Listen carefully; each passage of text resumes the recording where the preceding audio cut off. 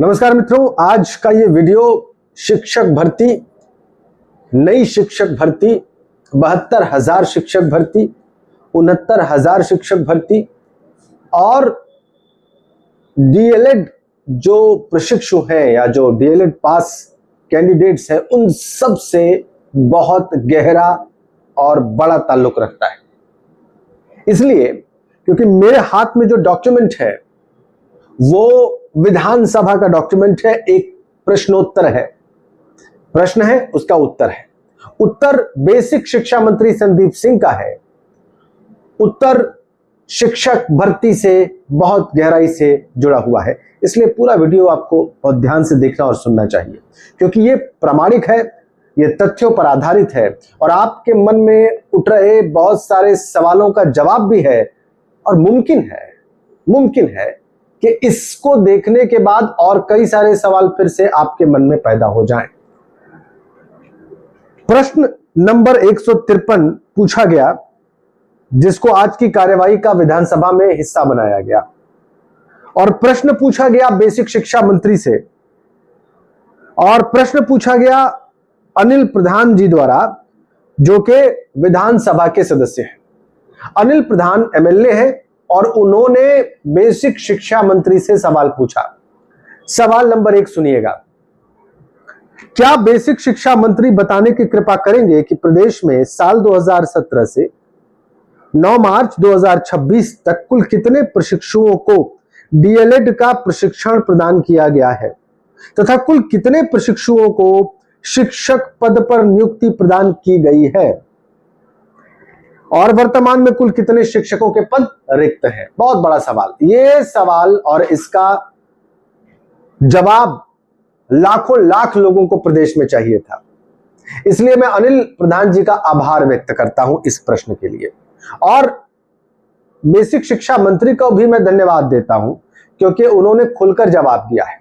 जवाब है, प्रदेश में साल 2017 से 9 मार्च 2026 तक कुल 5,35,389 प्रशिक्षुओं को प्रशिक्षण प्रदान किया गया है और कुल 1,26,371 प्रशिक्षुओं को नियुक्ति दी गई है।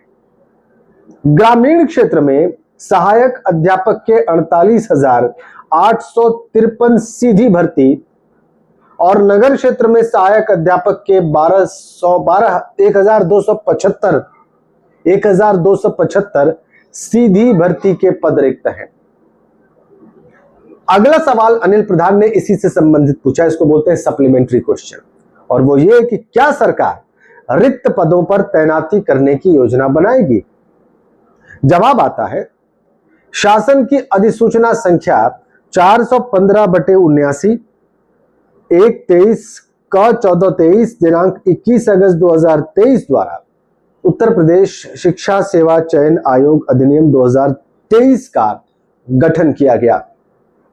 उत्तर प्रदेश बेसिक शिक्षा परिषदीय विद्यालयों में सीधी भर्ती के सहायक अध्यापक के पद पर चयन एवं नियुक्ति की कार्यवाही उत्तर प्रदेश शिक्षा सेवा चयन आयोग द्वारा ही की जाएगी और उत्तर प्रदेश बेसिक शिक्षा परिषद के अधीन संचालित परिषदीय प्राथमिक विद्यालय में नगर क्षेत्र के सहायक अध्यापक के 11,508 पदों पर सीधी भर्ती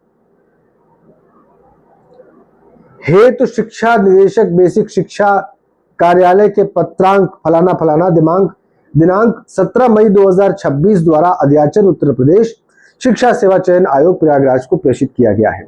नगर क्षेत्र में, मैंने जो शुरू में बोला उसमें सुधार कर रहा हूं, नगर क्षेत्र में सहायक अध्यापकों के 12,075 सीधी भर्ती के पद खाली हैं और इनके सापेक्ष जो अध्याचन दिया गया है शिक्षा सेवा चयन आयोग को, उसकी संख्या है 11,508। क्यों? सवाल उठता है क्यों? अगर आपको इस पर सीधी भर्ती करनी है और आप मानते हैं कि नगर क्षेत्र में 12,075 सीधी भर्ती के सहायक अध्यापक के पद रिक्त हैं, तो फिर अध्याचन आपने 11,508 के लिए ही क्यों दिया शिक्षा सेवा चयन आयोग को? ये पहला सवाल। और ये पहला सवाल बहुत मौजू है उन तमाम लोगों के लिए जो कि नई शिक्षक भर्ती का इंतजार कर रहे हैं पिछले 7 सालों से कम। अब देखिए, अब इसमें ग्रामीण क्षेत्र के जो पद रिक्त हैं सहायक अध्यापक के, वो है 48,883। 48,883 पद सरकार मानती है कि ग्रामीण क्षेत्र में खाली है और इन पर सहायक अध्यापकों की सीधी भर्ती होनी है। इसका अध्याचन क्यों नहीं दिया फिर आपने? इसका अध्याचन आपने उत्तर प्रदेश शिक्षा सेवा चयन आयोग को क्यों नहीं दिया? सवाल बिल्कुल सीधा, स्पष्ट और साफ है। क्यों नहीं दिया आपने? क्या चाहते हैं आप? और ये जो बच्चे इतने दिनों से मांग कर रहे हैं नई शिक्षक भर्ती की, इनकी मांग क्यों नहीं पूरी करते हैं आप?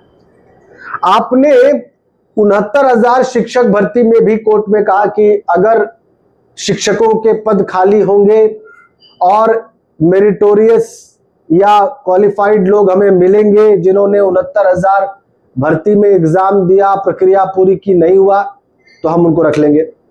वहां भी आपने जो लिस्ट दी वो 8,200 कुछ की थी। 72,000 शिक्षक भर्ती में आपने कोर्ट को नहीं बताया कि आपके पास इतने इतने पद ग्रामीण क्षेत्र में और शहरी क्षेत्र में खाली हैं, नहीं बताया आपने। इन नए शिक्षक भर्ती मांगने वाले बच्चों की मांग भी आपने पूरी नहीं की। क्यों भाई, क्यों नहीं कर रहे? कुछ तो करिए। अरे कुछ तो आगे बढ़िए इस सवाल के जवाब के बाद, कुछ तो करिए ताकि किसी को तो राहत मिले।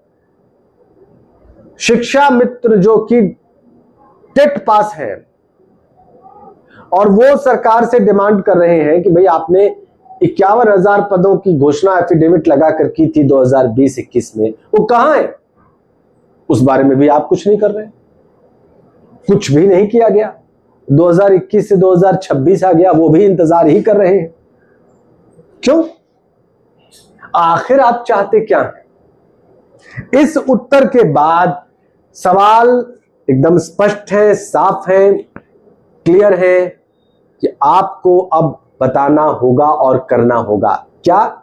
ये 48,000 से ज्यादा, तकरीबन 49,000 जो पद ग्रामीण क्षेत्रों में खाली है सीधी भर्ती के, इनकी भर्ती निकालिए, या 69,000 भर्ती में कोर्ट में बताइए, या 72,000 भर्ती में कोर्ट में इन्फॉर्म करिए, या शिक्षा मित्रों का जो कि टेट पास है, अर्हता रखते हैं, जिनके लिए आपने एफिडेविट दिया था कि आप मौका देंगे, उनके लिए कुछ करिए। कुछ तो करिए, चुप मत बैठिए। इस सवाल के जवाब के बाद तमाम सवाल खड़े होंगे और इसके जवाब का मुझे इंतजार है। आपने जिस साफगोई से उत्तर दिया है रिक्त पदों का, इसी सफाई के साथ, इसी ईमानदारी के साथ आपको इन तमाम जगहों पर भी भर्ती की प्रक्रिया के बारे में चीजें सबको स्पष्ट करनी चाहिए। अगर आप मेरी बात से सहमत हैं तो प्लीज इस वीडियो को अधिकतम आप शेयर करें, लोगों तक पहुंचाएं, इस जानकारी को पहुंचाएं। Thank you.